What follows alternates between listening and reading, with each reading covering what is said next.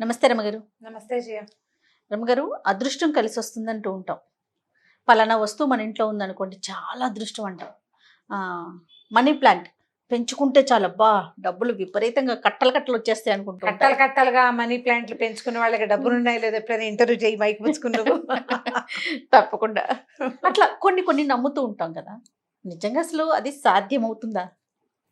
అదృష్టాలు వస్తువుల్లో కానీ వేట్లలోనా ఉంటాయో ఉండవో? ఉండవు, వాటిలో ఏముండదు జయ. నిజంగా అలా ఉండే లెక్కైతే ఇంకా అసలు ఇంకేం పెట్టం, మనీ ప్లాంట్ పెట్టి మనీ వచ్చేస్తే రమ్మగారు ఇల్లు మొత్తం మనీ ప్లాంట్ కదా. తెలుసా, ఎవరింటికైనా వెళ్ళినప్పుడు వాళ్ళకి చెప్పకుండా రహస్యంగా కోసేసుకోవాలి. నాకు ఒక మనీ ప్లాంట్ మొక్క ఇవ్వవా అని ఒకళ్ళని అడిగితే చెప్పకుండా కోసేసుకోండి. ఎందుకు చెప్పకుండా అంటే చెప్పి కోసుకుంటే కుదరదుట, వాళ్ళు ఇవ్వకూడదుట. ఏమిటి ఒక మొక్క పచ్చటిది ఇంత కొమ్మ ఇస్తే నొప్పి మనకి ఏం పోతుంది మన దగ్గర? మన డబ్బులు పోతాయా వాళ్ళకి వెళ్ళిపోతాయా?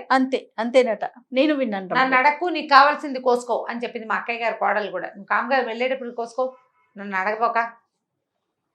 ఇంటికి తెచ్చారా? అడగకూడదు, కోసుకోకూడదు. అడగకుండా ఏం కోసుకుంటాను మనిషి.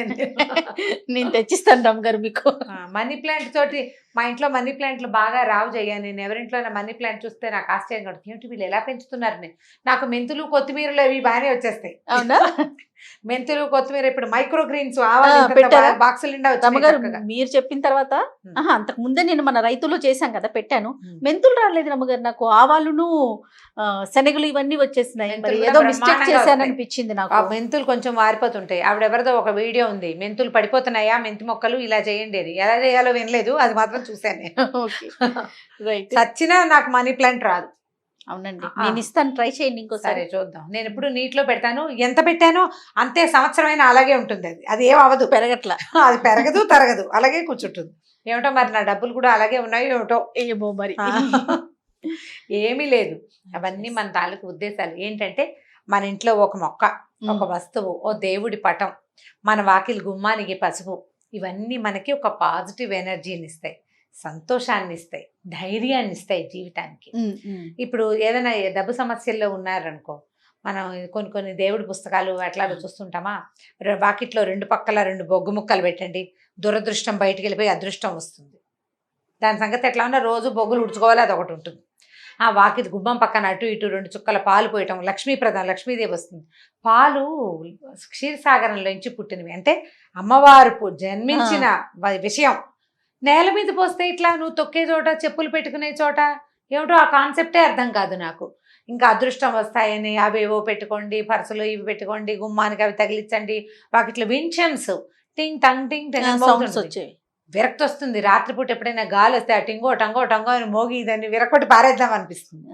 దానివల్ల వచ్చే అదృష్టం ఏముందో తెలియదు, కానీ విసుగు ఎక్కువగా ఉంటుంది. అదృష్టాలు వస్తువుల్లో లేవు, విలువల్లో ఉన్నాయి, విధానంలో ఉంది. ఇవి 2 సరైన ఉంటే ఆటోమేటిక్గా వచ్చేస్తాయి. ఒక మంచి పాత కథ ఒకటి ఉంది, చెప్తాం చూడు. ఎవరి అదృష్టం వాళ్ళది, మనం చెప్పలేకపోతాం కదా, చెప్పలేము మనం. అంతే కదండి. ఒక ఊళ్ళో ఒక ఆయన ఉండేవాడు. ఈయనకి కాస్త ఏదో కొద్దిగా పొలం ఉంది, కాసిన గేదెలు గొడ్లు అవి ఇవి ఉన్నాయి. ఏమిటో పెద్దగా కలిసి రావట్లేదు, డల్గా దీనంగా ఉండేవాడు. ఆయన ఫ్రెండ్ ఒక ఆయన వచ్చాడు. ఈ ఫ్రెండ్ వచ్చిన ఆయన ఎవరు? వాళ్ళకు ఒక మేనబావ, దూర బంధువు. అయితే సరే ఏమన్నారు, ఒకళ్ళ కష్టాలు ఒకళ్ళు చెప్పుకున్నారు. ఏముంది, మీ ఊళ్ళో ఎలా ఉంది, మీ ఊళ్ళో ఎలా ఉంది, పంటలు బాగా పడతాయి. ఏం పంటలు రా బాబా, ఏది పెద్దగా వ్యవసాయం కూడా కలిసి రావట్లేదు, గొడ్డు గోదా ఉన్నా ఖర్చులకు సరిపోతున్నాయి, ఏమీ డబ్బులు పెగలటలేదు, ఏమీ లేదు అన్నాడు అని చెప్పాడు ఈ ఊళ్ళో ఉన్న ఆసామి. ఈ వచ్చిన బావ ఏమన్నాడంటే, ఒక 2 రోజులు ఉండనీరా, నాకు ఏదైనా తడుతుందేమో నీకు చెప్తానన్నాడు. సరే 2 రోజులు గడిచింది. 2 రోజులు గడిచాక ఆ బావ వెళ్ళిపోతూ ఏం చెప్పాడంటే, ఒరే ఒక మంచి విషయం ఉందిరా, ఈ మీ ఊరి పొలిమేరల్లో మీ పొలాలు అవి దాటాక ముందుకెళ్తే అక్కడ ఒక మంచి చక్కటి చెట్లు ఉన్నాయిరా, వాటి మీదకి వాలే హంసలు అదృష్టాన్ని తెస్తాయి. కాకపోతే ఆ అదృష్టాన్ని తెచ్చే హంస పొద్దున్నే వస్తుంది, సాయంకాలం వస్తుంది. పొద్దున 6, సాయంత్రం 6. నువ్వు 6 గంటలకల్లా ఈ పొలాలన్నీ దాటి ఆ చింతల తోపు దగ్గరికి వెళ్ళావా, హంసలు వస్తాయి. నీ టైం బాగుంటే నీకు కనపడుతుంది. అనిపించిందో అదృష్టం వచ్చేసినట్టే. నువ్వు పొద్దున వెళ్ళాలి, సాయంత్రము వెళ్ళాలి. నీ ప్రయత్నం నువ్వు చెయ్యి, నీకు అసలే ఏమీ కలిసి రావట్లేదని బాధపడుతున్నావు. పొలాలు పండట్లేదు, గొడ్డు గోదా సరిగ్గా లేవు, పాలెళ్ళు సరిగ్గా పనిచేయరు, ఏవో చేస్తూ నీకు కలిసి రావటల్లా. కొంత కొంత ఆస్తి స్వాస్తి ఉన్నప్పటికీ నీకు కలిసి రావట్లేదు కదా. ఆ అదృష్టం తెచ్చే హంసని కంటితో చూసావో నువ్వు గెలిచేవే అని చెప్పాడు. సరే, ఈయనకి అంత పొద్దునే లేచే అలవాట్లేదు, అక్కడికి ఇక్కడికి నడిచెళ్ళేది లేదు, ఏదో చచ్చనో దేవుడు అన్నట్టుండి ఎలాగో పొలం చూస్తాడు, ఎలాగో గొడ్డు గోతా చూస్తాడు. భార్య అంది, ఏమయ్యా అసలు ఎవరైనా మంచి మాట చెప్పేవాళ్ళు ఉన్నారా లోకంలో? అన్నయ్య చూడు ఎంత గొప్పవాడు, అదృష్టం తెచ్చే హంస అసలు మన పొలాల దగ్గర ఉండటం ఏమిటి, ఆయన చెప్పటం ఏమిటి, ఇదేమిటో నువ్వు చూడాల్సిందేనయ్యా. మళ్ళీ యజమానే చూడాలి, వెళ్ళి భార్యామణో కూతురో కొడుకో చూస్తే కుదరదు. 6ంటికి మీ ఇంటి నుంచి బాగా నడిస్తే పొలాలు వెళ్తాయి, పొలాలు వస్తాయి, పొలాలు దాటితే చింతలు తోపొస్తుంది. 6కి అక్కడ చేరాలంటే నువ్వు ఎప్పుడు లేవాలి? 4కి లేవాలి కనీసం. పోని హీనపక్షం 5కైనా లేవాలా? 5ంటికి లేచి కాస్త ఏదో పళ్ళు మొహం తోముకుని, లేదా చెరలో కడుక్కుంటాడు అనుకో మొహం, పల్లెటూళ్ళలో అలాగే చేస్తారు. ఈయన 5కు బయలుదేరి 6 గంటలకు అక్కడికి చేరాలి. మొదటి రోజు వెళ్ళాడు, ఆ చింతల తోపు దగ్గర ఉన్నాడు. ఏవో పొంగలు వచ్చినాయి, కొక్కరాయలు వచ్చినాయి, అవి ఇవి ఎగురుతున్నాయి, చిలకలు తేలకలు బాగుంటాయి. ఏం హంస కనపడలా. నీకు అదృష్టం ఉంటే కనపడుతున్నాడు. అయ్యో మనకు అదృష్టం లేదు అనుకుని వెనుదిరిగాడు. వెనక్కి తిరిగి వస్తుంటే తన పొలంలో కుప్పేసి ఉంటే, పక్క పొలంలో వాడు తన పొలంలో ఉన్న కుప్పలో నుంచి కొంత పట్టుకెళ్ళి వాడి పొలంలో వేసుకుంటున్నాడు. ఈయన హడిలు పడి, ఎవడరా నా పొలం నుంచి తీసుకెళ్తున్నాడని కేకలు పెట్టాడు. ఆ పక్కింటి ఆయన కంగారు పడి పక్కనున్న పొలం వాడు, అది ఏదేలే బాబు ఫస్ట్ టైం చేశాను అని ఏదో సారీ చెప్పాడు. ఏం పిచ్చి వేషాలు వేస్తున్నావా, ఇట్లా ఎన్నిసార్లు తీసుకెళ్ళావు, అందుకేనేమో మాకు పంట అసలు ఇంటికే చేరట్లేదు అని పోటాడాడు. ఓ 2 చెంపకాయలు కొట్టాడు. దొమదొమలాడుతూ ఇంటికి వచ్చేసాడు. ఇలా అయిపోతుంది, ఇప్పటికి ఎన్నిసార్లు ఇట్లా అయిందో, పొలానికి కాపలా పెట్టాలి లేదా పొద్దున్నే వెళ్ళి చూసుకోవాలి అనుకున్నాడు. 6ంటికి పొలం దగ్గర ఉన్నాడు కదా, 6:30 పావుతో 7:15 కాకుండా ఇంటికి వచ్చాడు. ఇంటికి వస్తే ఈ వాకిట్లో గొడ్లు ఉన్నాయి కదా, ఈ పాలు తీస్తున్న పాలేరు పెళ్ళాం వచ్చి గోడ పక్కన నుంచుంది. వీడు 2 సేర్ల చెంబు చల్లగా అటు అందించేస్తున్నాడు. ఎవరికి రా పాలు అని అడిగాడు. వాడు తత్త మమ్మ అన్నాడు. అనేసరికి ఎవరికి పోస్తున్నావురా పాలు, అమ్మగారు లేకుండా పాలు ఎవరికి పోస్తున్నావు, పాలు పోయాలంటే ఇప్పుడు పాలేరు పాలు తీస్తాడు, అమ్మగారు వచ్చి నుంచుంటే ఎవరికైనా పాలు అమ్ముతారు. అమ్మగారు లేదు, ఎవరు లేరు, నువ్వెవరికి ఇస్తున్నావు పాలు? ఈ గట్టిగా మాట్లాడేసరికల్లా ఇంట్లో నుంచి భార్య బయటకు వచ్చింది, గోడ పక్క నుంచి పాలేరు పెళ్ళాం కనపడింది. అంటే వీడు రోజు 2 సేర్లో 3 సేర్లో పెళ్ళాం చేతికిచ్చి బయటికి పంపించేస్తాడు, ఎవరు చూడటం లేదు.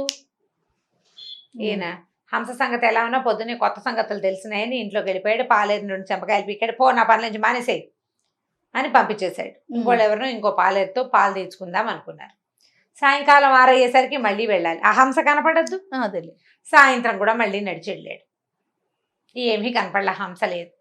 వస్తుంటే ఊళ్ళో వాళ్ళు వీళ్ళు పెద్దవాళ్ళు కనపడ్డారు. ఏరా అబ్బాయి ఎలా ఉన్నావు, ఈ మధ్య కనపడలేదు అని ఏవో ప్రశ్నించారు. పిచ్చాపాటి 2 మంచి మాటలు మాట్లాడుకున్నారు. పక్కనే రాముల వారి గుడి ఒకటి ఉంది, రారా గుళ్ళోకి వెళ్దాం అని పిలిచారు. కాళ్ళు కడుక్కున్నాడు, గుళ్ళోకి వెళ్ళాడు. ఎప్పుడు వెళ్ళలా, ఫస్ట్ ఆ టైంకి రాడు కదా అతను, బయటికి ఇంట్లో కూర్చుని ఉంటాడు బద్ధకంగా. గుళ్ళోకి వెళ్ళాడు, ఏదో పురాణ కాలక్షేపం చేసి 2 మంచి ముక్కలు విన్నాడు. బాగుంది, మనిషి అన్నవాడు పని చేయాలి, అలాంటివేవో చెప్పుకున్నారు. సరే తీర్థం ప్రసాదం పుచ్చుకున్నాడు, ఇంటికి నడిచి వచ్చాడు. కొంచెం విసుగ్గా ఉంది. ఏమిటి, మన పొలంలో నుంచి పక్కవాడు ఎవడో తీసుకుపోతున్నాడు, ఒకటి పాలేరేమో పాలు పెళ్ళానికి పోసి పంపించేస్తున్నాడు, ఎక్కడికో ఎన్నిసార్లు జరిగిందో. సరే కానీ నడవటం వల్ల ఏదో కొంచెం కాస్త ఇదిగా ఉంది, మంచి నిద్ర పట్టింది. అంతకుముందు అతను చెప్పాడు వాళ్ళ బాబాకి, నాకు రాత్రిళ్ళు నిద్రే పట్టదు, రాత్రంతా మెలకుగానే ఉంటా, తెల్లారుజామున నిద్ర వస్తుంది, పొద్దున్నే లేవలు, నిస్సత్తుగా ఉంటుంది. నీకు రాత్రి పడుకోకుండా తెల్లవారుజామున పడుకుని 11కి 9కి 17కి లేస్తే ఎలా ఉంటుంది, ఏం బాగుంటుంది? 17 కూడా ఉంటాయి, 17కి లేచే వాళ్ళు కూడా ఉన్నారు. నువ్వు 12 నుంచి 5 లెక్కెట్టిపోయే అవతలకి అది 17. అలాంటి వాళ్ళు కూడా ఉన్నారు, పగలల్లా పడుకునే వాళ్ళు.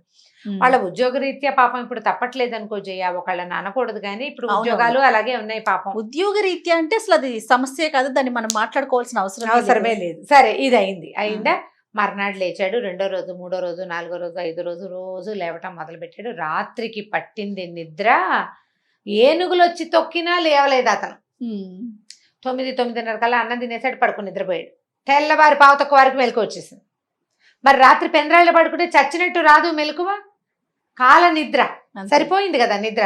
పొద్దున్నే లేచాడు, హంసను చూడ్డానికి పోయాడు. మళ్ళీ వెళ్ళాడు. మరి వెళ్ళాలి కదా. అక్కడి నుంచి రెండో రోజుకి అతనికి ఏం తెలిసిందంటే తన పొలం గట్లు ఇదివరకు నడిచి వెళ్తూ ఉంటే సడన్ గా పక్క వాళ్ళ పొలంలోకి వెళ్ళిపోయిన ఏమిటా అని చూసుకున్నాడు. చూస్తే తన దారిలో తన గట్టు అవతలకి జరిగింది. అంటే తన పొలం చిన్నదైపోయి పక్కవాడి పొలం పెద్దదైపోయింది. ఎలా? నువ్వు చూసుకోవట్లేదు, వాడు జరిపేశాడు. అంతే.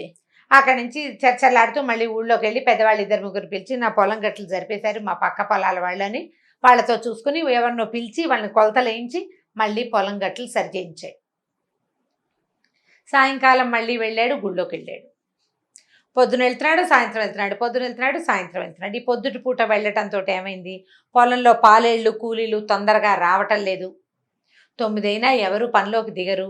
9 పనిలోకి దిగి సాయంత్రం 5 దాకా చేయాల్సిన వాళ్ళు 11కి దిగుతారు, 3కి లేచేస్తారు. కూలీ ఏమో రోజు కూలీ ముట్టిపోతుంది. వాళ్ళు చేయాల్సిన 3 రోజులు చేయాల్సిన పని 7 రోజుల కూలీలు ముడితే గానీ పని అవ్వదు. అవన్నీ సెట్ అయినాయి, ఒకటి చొప్పున. ఎందుకు? పొద్దున్నే లేచి ఈ హంసని, అదృష్టపు హంసని వెతకడం కోసం తిరిగి క్రమంగా ఏం తెలుసుకున్నాడంటే ఇతను తన అలసత్వము, లక్ష్యం లేని తన మనస్తత్వము వల్లే తనకు సమస్యలు ఉన్నాయని అనిపించింది. ఒక నెలన్నర గడిచింది. 1 రోజులు గడిచాక ఈ గేదెల దగ్గర కూడా ఇంకేముంది, పొద్దున్నే పని అయిపోతుంది, నడిచి వచ్చేస్తున్నాడు. పాలేరు రాకపోతే నేనే తీసుకుంటా పాలు, పాలేరుకి ఇచ్చే జీతం కట్టు, అది మిగిలిపోతుంది. ఆయనే పాలు తీసుకుని అమ్ముకోవటం మొదలుపెట్టాడు. గేదెల్ని చక్కగా యజమానే చూసుకునేసరికల్లా వాటికి తిండి తిప్పలు బాగా అంది, బోల్డ్ పాలు ఇబ్బడి ముబ్బడిగా పాలు ఇస్తున్నాయి, డబ్బు కనపడుతోంది. ఒక 1 రోజులు గడిచిన తర్వాత ఆ బావగారు ఊరు నుంచి వచ్చారు.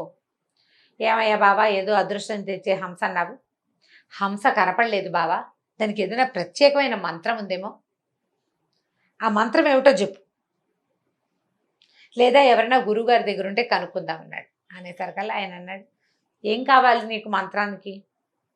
నీ మొహం చూసుకో అద్దంలో. 1 నెల క్రితం నువ్వు ఎలా ఉండేవాడివి, జిడ్డు ఓడుతూ నిద్ర మొహంతో ఉండేవాడు. ఇప్పుడు చూడు, ఈ 1 నెల రోజులు 2 పూట్ల చేసిన నడక ఫలితం నీకు ఆరోగ్యం బాగుపడింది, నీ నిద్ర వేళలు సరిపోయినాయి, నీ పొలం గట్లు సరైనవి, నీ పొలంలో నుంచి పక్క పొలంలోకి నడిచి వెళ్ళిపోతున్న పనులన్నింటినీ వెనక్కి తెచ్చుకున్నావు, పాడి బాగుంది, పాలేరు ఖర్చు తగ్గిపోయింది, చక్కగా దేవాలయానికి వెళ్తున్నావు, సహాయిగా నిద్రపడుతుంది, పొద్దున్నే లేస్తున్నావు, ఆరోగ్యం బాగుపడింది. ఇదేనయ్యా నీ అదృష్టం తెచ్చే హంస. అదృష్టం వెనకాల పాకులాడద్దు, నువ్వు చేయవలసిన పనిని సజావుగా చెయ్యి. నీదొక ఉద్యోగం, నువ్వు 9 గంటలకల్లా అక్కడ చేరాలి. 9కి చేరాలంటే 9కి బయలుదేరకూడదు, 8కి బయలుదేరాలి. 8కి బయలుదేరాలంటే 6కి ముందు లేచి నీ వ్యవహారం అంతా చేసుకుని నువ్వు వెళ్ళడానికి సరిపడా ఏర్పరచుకుంటే అప్పుడు 9కి జాబ్ అయితే 8:45కి నువ్వు నిద్రలేస్తే నువ్వు ఉదయకాలం పనులు ఎలా అవుతాయి? కనీసం బాత్రూమ్కి వెళ్ళే పని కూడా అవ్వదు కదా. అంతేగా. ఒక పని చేయాలంటే దానికి అదృష్టం కాదు నీకు కావాల్సింది, దాని మీద ఫోకస్. నీకు వ్యవసాయం కానీ పాడి పంటలు కానీ పాడి కానీ ఎందుకు కలిసి రాలేదంటే నువ్వు దిగి పని చేయకపోవటం వల్ల. నీ అదృష్టం తెచ్చే హంస నీ నడకే. హంసలు ఏమి ఉండవు, హంసలు ఎక్కడి నుంచి వస్తాయి? ఈ పచ్చిగాల్లో పొద్దుటిపూట శుభ్రంగా నడవటం వల్ల ఆరోగ్యానికి ఆరోగ్యం, ఐశ్వర్యానికి ఐశ్వర్యం.